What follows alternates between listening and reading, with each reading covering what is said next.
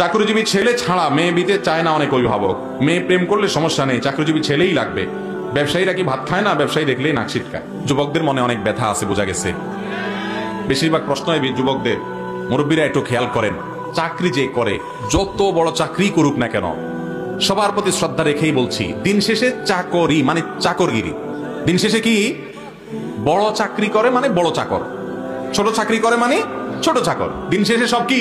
আরে ভাই, আর যে ব্যবসা করে সে হতে পারে ভ্যানে করে তরকারি বিক্রি করে, হতে পারে সে বাজারে বসে রাস্তার পাশে ফুটপাতে কিছু বিক্রি করে।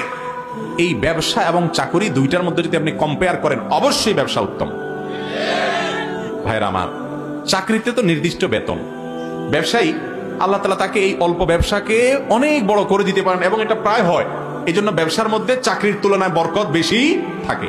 তাই বলে চাকরি করা হারাম বলতেছি না, নাজায়েজ বলতেছি না, জায়েজ আছে, আপনি করেন, কিন্তু উদ্যোগী হওয়ার চেষ্টা করতে হবে। যুবক ভাইরা, যেই লোক আপনার কাছে বিয়ে দেয় না চাকরি করেন না বলে, মনোযোগ দিয়ে ব্যবসাটা করেন, ভালো করে করেন।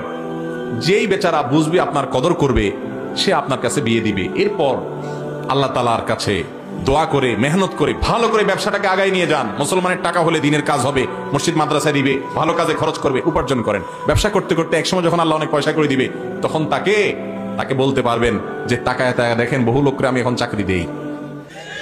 ঠিক না? ঠিক। হিম্মত করতে হবে যুবকরা, চাকরির চিন্তা করা যাবে না। ইহুদিরা দুনিয়াতে চাকরি করে না, ওরা ব্যবসা করে, নিজেরা উদ্যোক্তা হয়। তিল থেকে তাল হবে, আল্লাহ তাআলা আস্তে আস্তে বরকত দিবে। এই জন্য চাকরির চাইতে ব্যবসার চিন্তা ভালো চিন্তা। আমাদের দেশে সব সিরিয়াল ধরে কিসের জন্য? চাকরির জন্য। আরে ভাই, মাথায় করে জিনিসপত্র বিক্রি করেন, কোনো অসম্মান নাই, কোনো অপমান নাই, হালাল রুজি।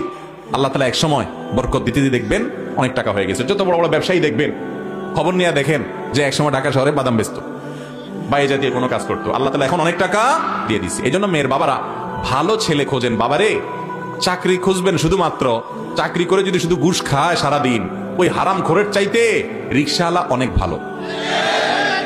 এই ভালোটা বুঝবেন না তো, সময় হলে বুঝবেন, তখন আফসোস করে আর কাজে আসবে না। ভালো ছেলে খুঁজতে চান? ফজরের নামাজে প্রথম কাতারে কোন যুবকরা সব সময় থাকে, খোঁজ করে করে ওইগুলার কাছে মেয়ে বিয়ে দেন। এক সময়ের গরিব ছেলে, অভাব দূর হয়ে যাবে।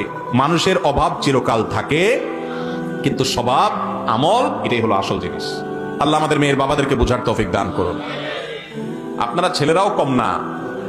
দেখা যায় ছেলেরা তারা খোঁজে ময়দার বস্তা, আর মেয়ের বাবারা খোঁজে টাকার বস্তা। তো মানুষের সাথে মানুষের বিয়ে তো হয় না, আটার বস্তা, ময়দার বস্তা, টাকার বস্তা বিয়ে হয়। আল্লাহ তাআলা আমাদের রুচিগুলো যেন ভালো হয় সেই তৌফিক দান করুন।